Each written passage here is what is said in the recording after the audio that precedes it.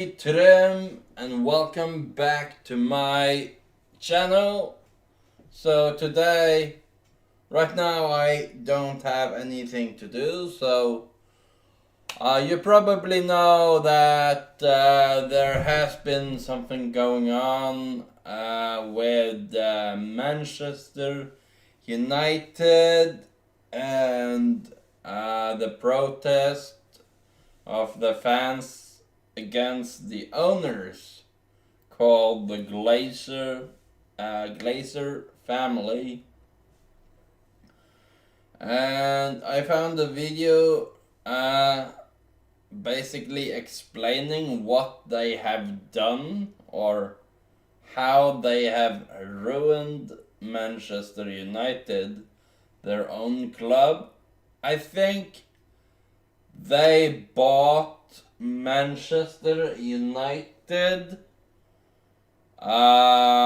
with Manchester United's own money, basically putting them in debt and all that. I'm sure it will be explained in the video. But yeah, I'm just going to react to what it will say here. Anyway, if you guys like videos of me reacting to things, subscribe to my channel, which is down here. The red panel. Hit that and put on the bell notification to get updated whenever I post new videos or live streams. But anyway, let's go. Glasgow has once again put the spotlight on who owns football clubs and how those clubs are run. And no team's backroom dealings have been more contentious over the last 2 decades. Spring's Super League fiasco has once again put the spotlight on who owns football clubs and how those clubs are run. And no team's backroom dealings have been more contentious over the last 2 decades than those of Manchester United. The Red Devils have been owned by the American Glazer family since 2003. And according to a report in The Athletic in May 2020, their time in charge has cost the club roughly £1.7 billion in debt and other expenses, turning one of world football's proudest... 1.7 billion. That's crazy. Oh my god. It's not million, it's billion. So, wow, that is a lot. This guy here, I think he's called Malcolm Glazer,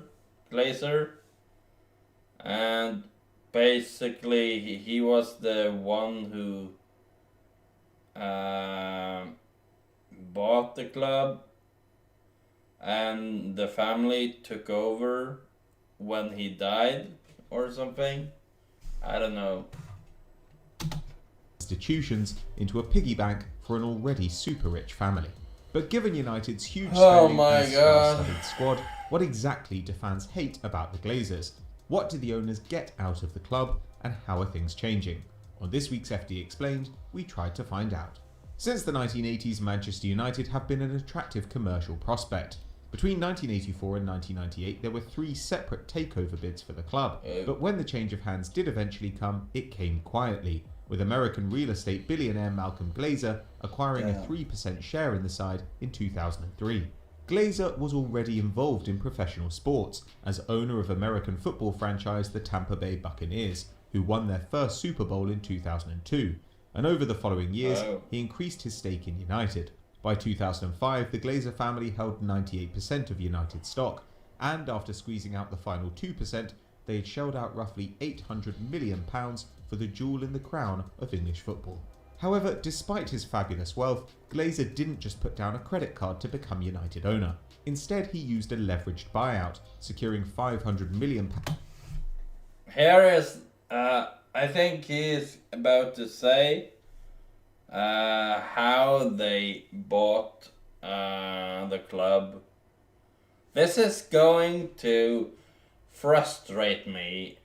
So, if I say something like that is not really not how do you say this? Not necessarily swear words, but more just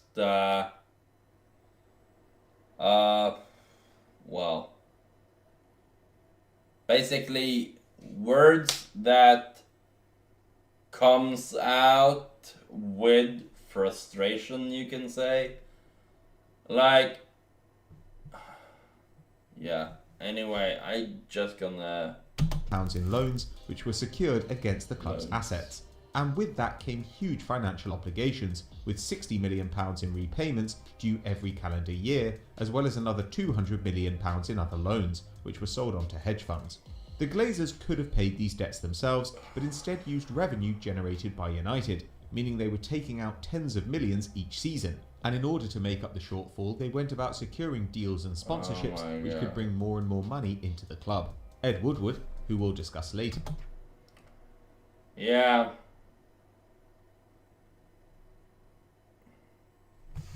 They haven't invested a dime into the club.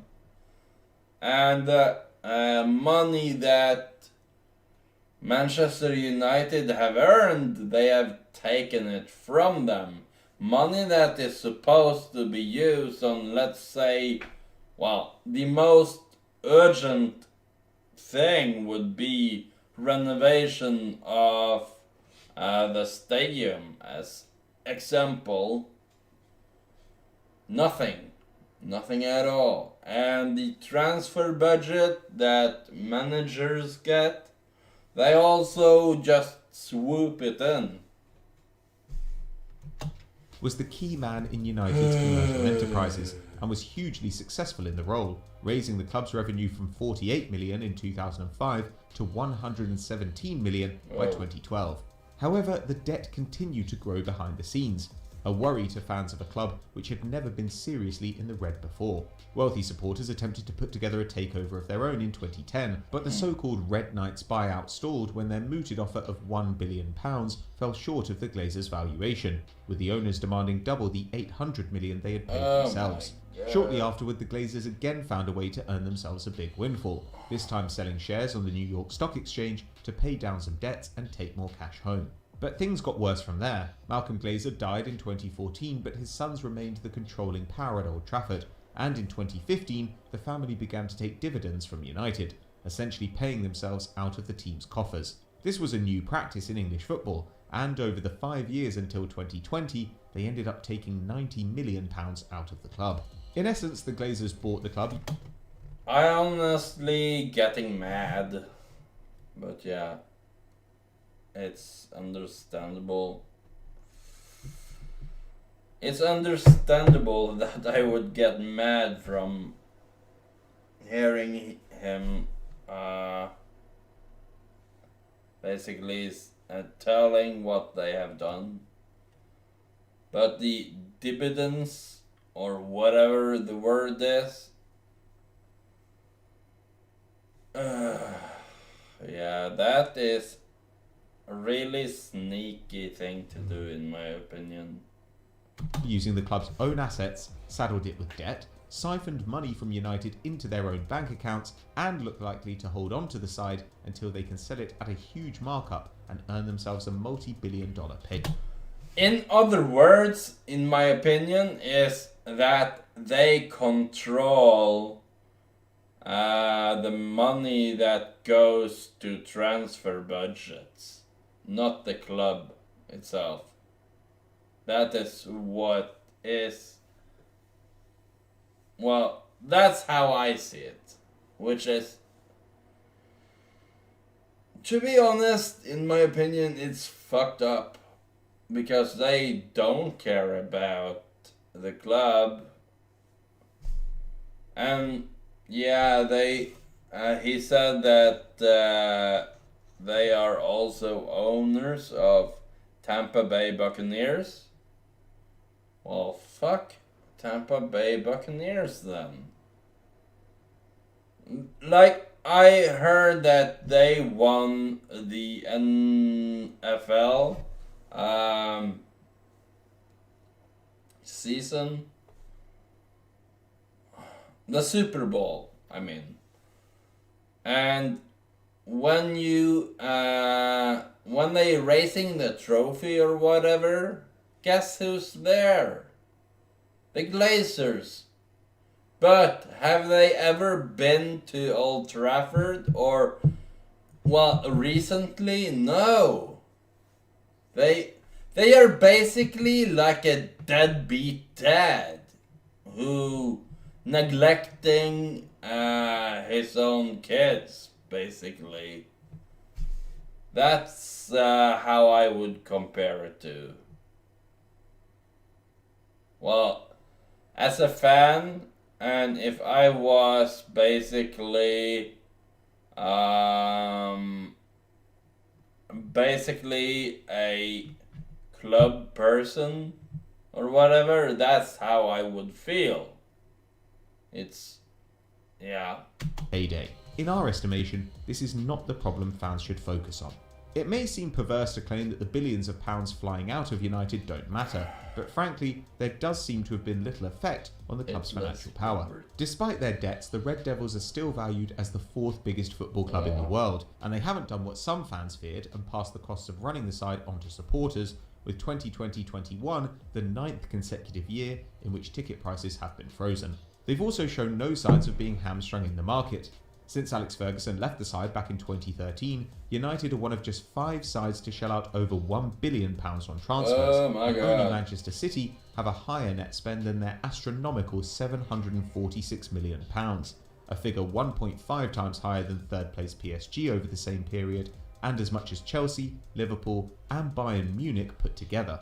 So the news reported by The Athletic that Joel Glazer nixed a £108 million Oh, by the way, look at this player. That is Jadon Sancho. So, we were supposed to get him. It was basically all done. I don't know if he had already packed his bags, basically waiting to go. And at the deadline, nothing happened. Nothing. And yeah, they refused to pay. And blamed it all on... they blamed it all on Corona season and all that. While they have this... Well, the snakes... They have stolen the club's money and to use on themselves, basically like buying a new car or whatever. That is an example, but yeah, it's so frustrating for me, who is a fan of Manchester United. I do not live in Manchester, but yeah, that's how frustrating it is to me that they have done this. And I really want Manchester United to get closer to the rivals like Manchester City, Liverpool, and yeah, when it comes to the overall level of the players in the squad, not just the starters, like starting 11s, but the bench. The bench is so crucial. basically you can win. How you win a title or trophy? Let's say, well, FA Cup wouldn't really be the example, but so in competitions like FA Cup, you basically rotate the squad a lot to play the younger people. But yeah, the like the way that Manchester United have to do it all when they go to these competitions like league, the domestic league, it's so hard for them to even just stay in the top 4 with the current squad, because it isn't such old squad from previous managers.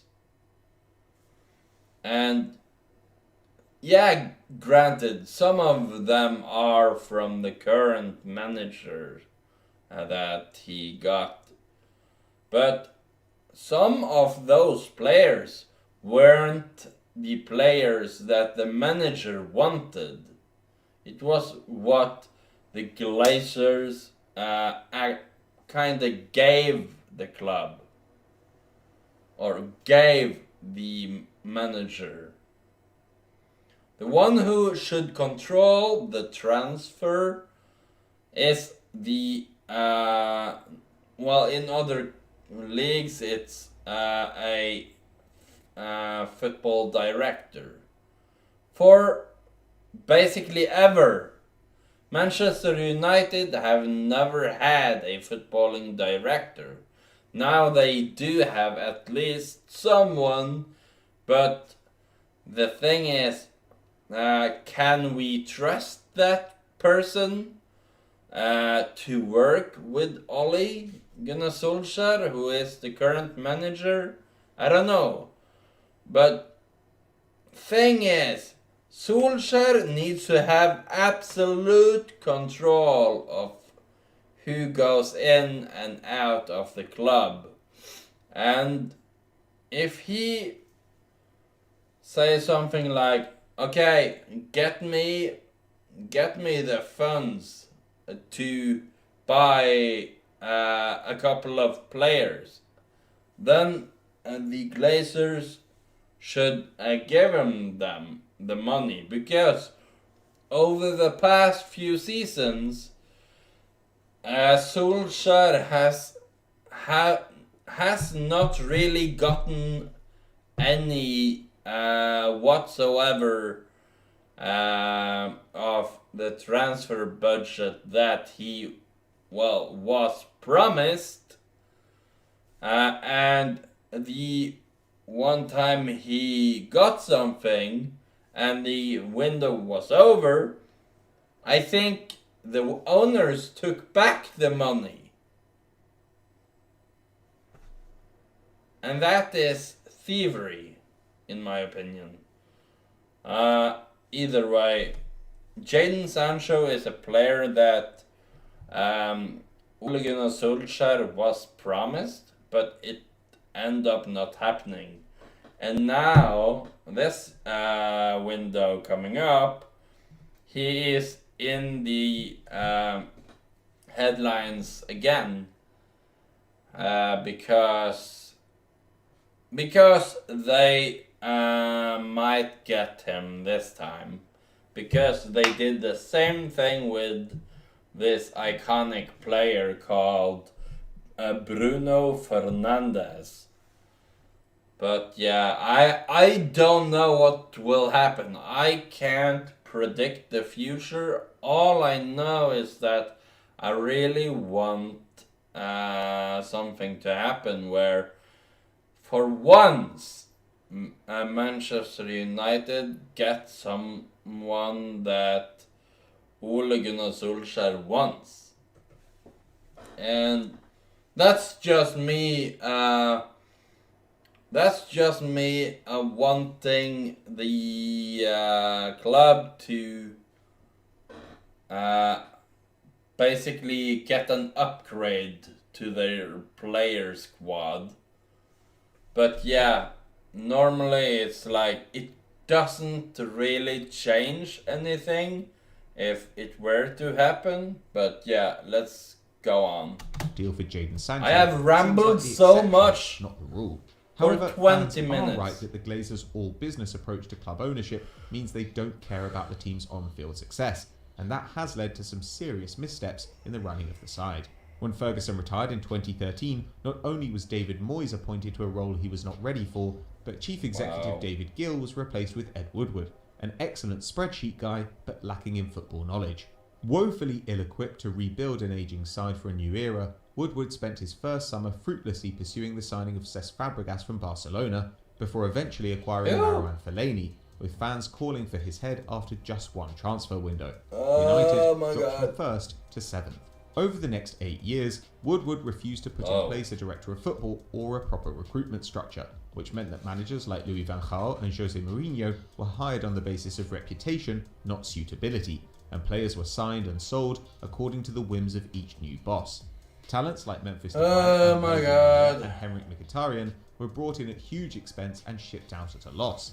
And while the team is currently playing well under Ole Gunnar Solskjaer, there remain gaping holes in the squad, as well as aging stars soaking up huge wages, a result of poor planning. While Man City and Liverpool realised that success on the field would be driven by having clear direction off it, United floundered, hoping each new boss could weld together a disjointed squad. If the Glazers had appointed someone with more football expertise, or insisted on building a strong recruitment team, United could have selected managers according to a style they wanted to play and dedicated their huge resources to building a coherent team ready to compete for silverware. And they might not be closing in on a decade without a title. Sadly, the Glazers' hasn't just seen the team fall apart. While a decade without the league title. That is... oh my god. Like, few years ago, I was on a, well, you can call it a hiatus from football, because during my youth, I did play football, but I don't know what happened. I think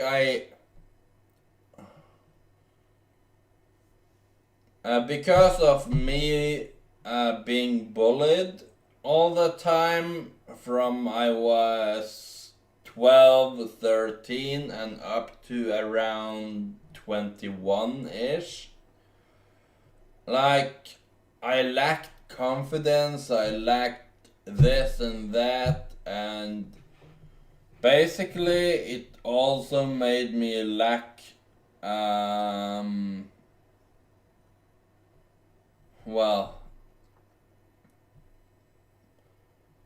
it also made me lack the passion, because I couldn't really, I was basically on the edge. That's how serious the bullying was for me. I was basically at the edge of saying like, fuck this. But yeah, so I didn't really watch that much football back then, even though I did hear from friends about what was going on from time to time with players. And yeah, from what I remember or what I saw in other people, they were quite frustrated. So yeah. But yeah, let's continue. Arsenal, Man City and Tottenham have built new stadiums in the last 2 decades, and Chelsea and Liverpool press ahead with redevelopment plans, Old Trafford has been allowed to fall into a state of disrepair. The only major changes to the stadium under the Glazers' stewardship have been an expansion in 2006, which was in motion before the takeover, and alterations in 2016 to improve wheelchair access. An expansion? You call that renovation? Well, it was basically planned before, but so here is what I was told by some fans. The roofs of the stadiums are freaking leaking when it rains. Leaking!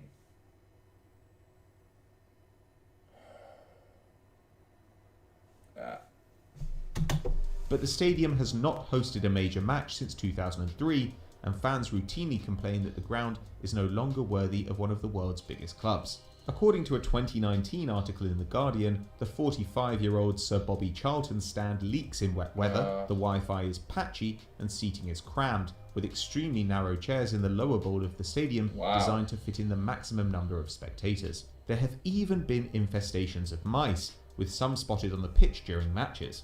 Estimates suggest that updating the stadium... What? Wait, what? That I did not know. Mice?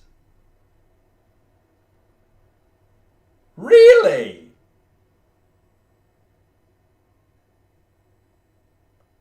What? Okay. Stadium could cost north of £200 million, thanks to the complications brought by a nearby railway line and the lack of an alternative home during building works. And that's... I wonder, yeah, this is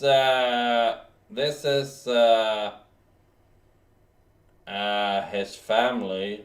I wonder if they know how serious this is. That's about 200 million more than the Glazers would like to invest. There's also the dismissive attitude to women's football.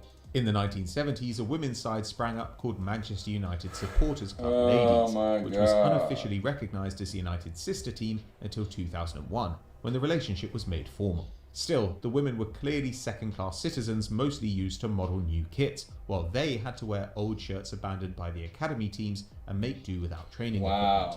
According to the Manchester Evening News, the disregard was so clear that in 2004,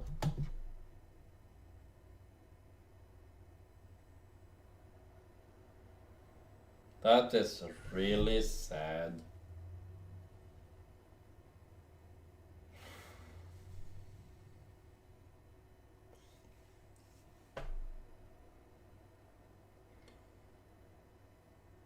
This is so sad. Oh my god. Oh. And that was back in 2005.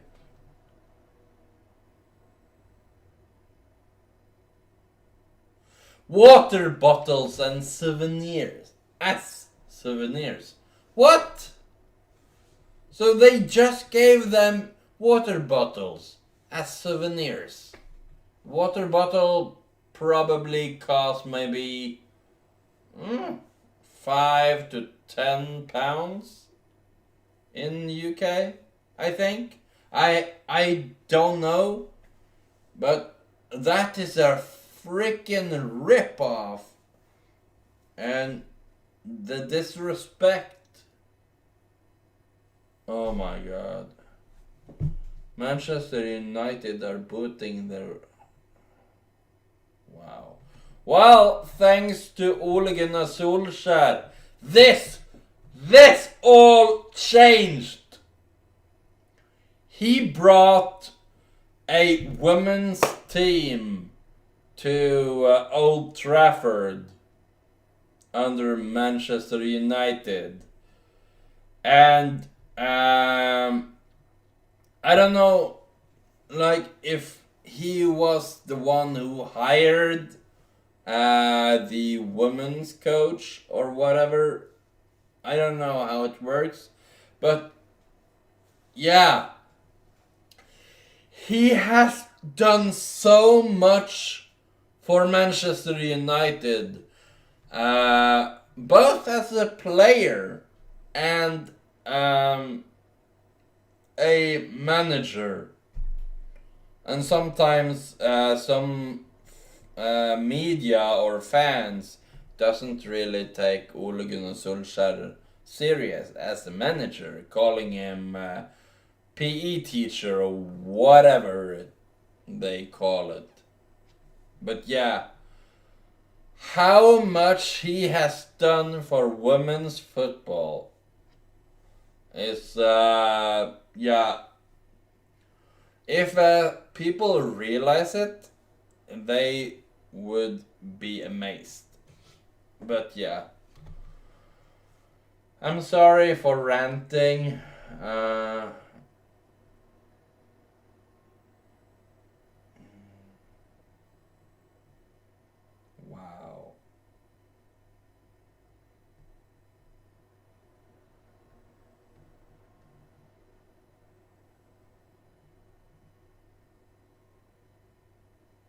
Whoa.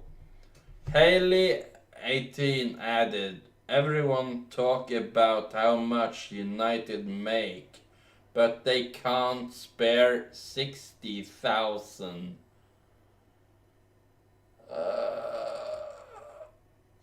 So they can't spare 60,000 pounds just to run the team for a season. Man. The women were invited to an end-of-season presentation ceremony, only to be handed water bottles as gifts. But rather than modernise these sexist practices, the Glazers took the opposite approach, declaring the women's team unprofitable and unnecessary to United's core business. They disbanded the side, a move which saved the team just £60,000 a year. It took until 2018, by which time United had become the only Premier League outfit without a women's side, for the decision to be reversed. If male United fans feel like the club doesn't care about them, imagine how women feel. The Glazer era at Manchester United has seen a growing distance between the club hierarchy and the supporters, and a woeful disdain for the team's heritage. The owners have overseen the Red Devils slide from the world's most dominant football brand to second place in their own city. And with rivals Liverpool and Man City England's two best teams, it's hardly surprising that fans have reached peak levels of dissatisfaction.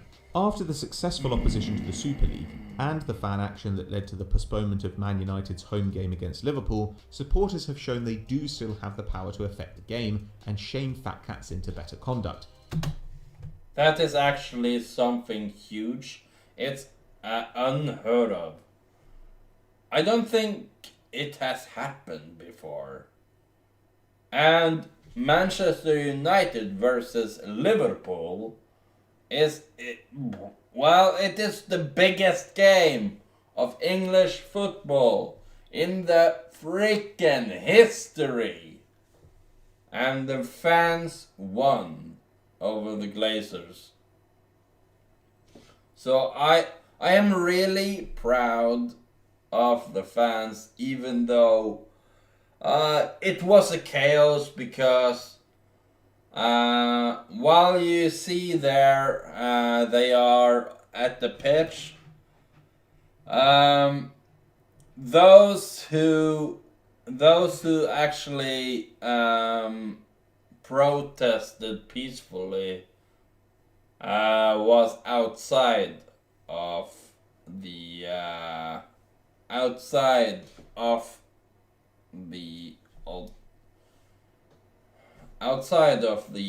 pitch, basically,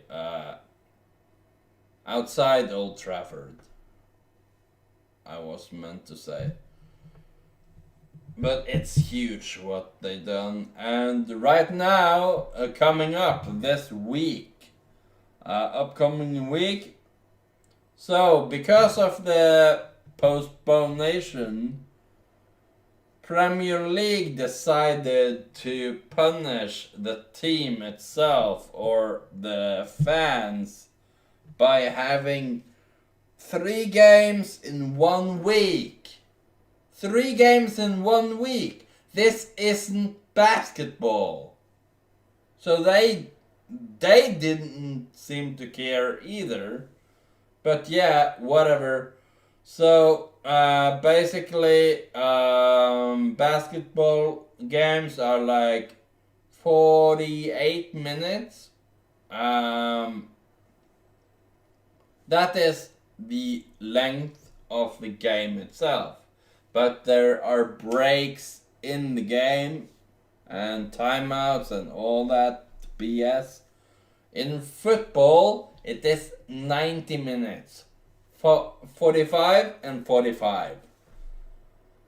But there are no real breaks in the game. And people will be fatigued. The players will be fatigued. And yeah.